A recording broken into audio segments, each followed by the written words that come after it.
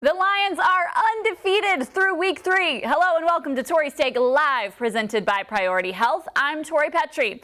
Detroit has a season opening slate of 3 2018 playoff teams in the first 4 weeks, and after a win in Philadelphia, they still have not lost a game yet. I'm going to give you my thoughts on the game like I do every Monday, but let me know what else you want to know. Send in your questions right now in the comment section for a chance to have your question answered a little later in the show. Now, back to the game. It got a little dicey there in the fourth quarter, and I was starting to have deja vu of Arizona when the Eagles pulled within 3 points, but the Lions held on for the win. 2 wins and a tie is better than where most people thought they'd be with that schedule to start the year, so even though it hasn't been pretty, they should be feeling good about themselves. With the Chiefs 3-0 on the horizon, the Lions are in a good spot still. Regardless of that game's outcome, they have the bye week after that to regroup before Monday Night Football at Lambeau. Like last week, there was some good and there was some bad in this game, but what mattered was they had the resiliency to hold on for the win. Speaking of resiliency, how about Jamal Agnew? He was pulled from last week's return duties for Danny Amendola, but Matt Patricia stuck by him, and sure enough, he came up big with a 100-yard kickoff return touchdown. And no flags. That's pretty exciting. Special teams has been a thorn in the Lions' side as of late, but they came up big with that score. A team celebration well deserved. Really, that win came because of contributions in all 3 phases. They scored on special teams, scored in the run game, scored in the passing game, and scored on takeaways after takeaways on defense. I'm especially impressed with the way the Lions have been attacking the ball on defense this season. They have 5 takeaways through 3 games compared to 14 all season last year.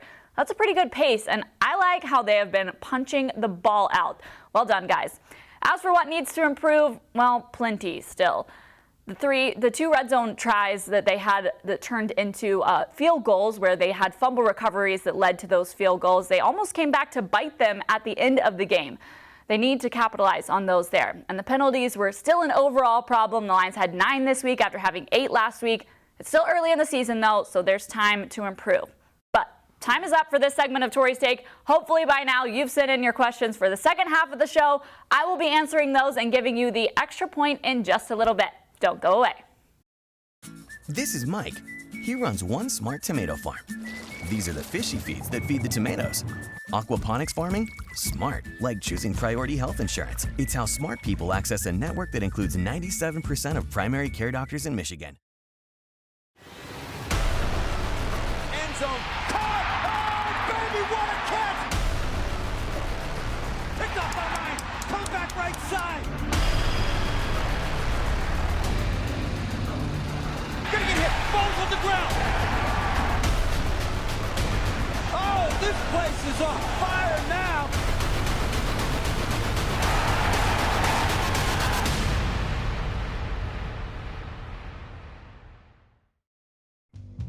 Josie is smarter than every person in every park in Michigan. Check bank. Smarter than every person in the world. That's smart. Like choosing Priority Health Insurance. Check bank. It's how smart people access a network that includes 97% of primary care doctors in Michigan.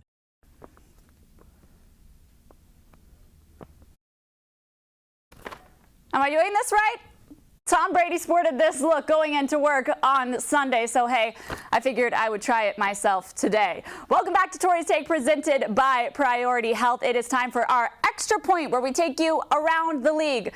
Tom Brady isn't my extra point, although he is my outfit inspiration. This humorous hero who saved kids in a Philadelphia apartment fire is. My old co-workers took the ladder off the truck, raised it up, and was assisting people down. My man just started throwing babies out the window. Wow. We was catching them, unlike Aguilar. Unlike Aguilar, come on, he still had 2 touchdowns, even though he had a couple dropped passes and a fumble. Still wasn't that bad of a day. Philadelphia sports fans, man, you gotta respect the passion.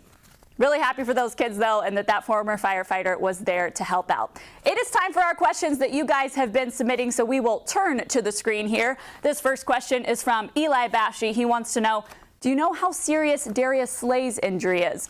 Well, we haven't received official word on how Darius Slay is doing, but Personally, I'm not optimistic that he will be able to play against the Chiefs' high-powered offense this weekend. Same goes for Mike Daniel. However, the Lions do have the bye week after that and then a long week leading into Monday Night Football, so that could be beneficial for those guys to be able to heal up. As far as Mike Daniels goes, the Lions also have Deshaun Hand, who looked like he was getting pretty close to coming back, so the Lions might have that trade-off on the defensive line going into this game against the Chiefs.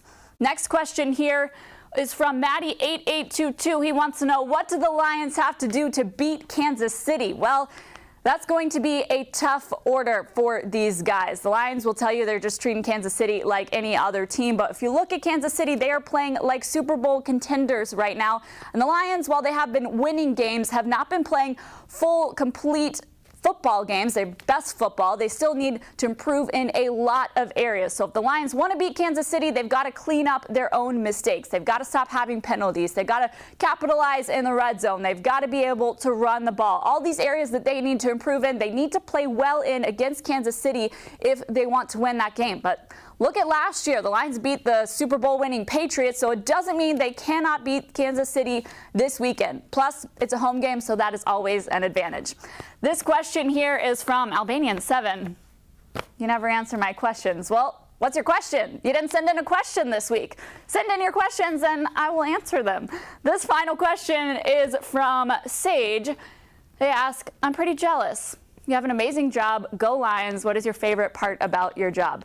Well, you are totally right. I'm so grateful to be in the job that I am and to work with some really amazing people. That is my favorite part about the job, to be able to have live streams like this and our post-game live stream where we all work together and execute a team effort to put a good live stream together.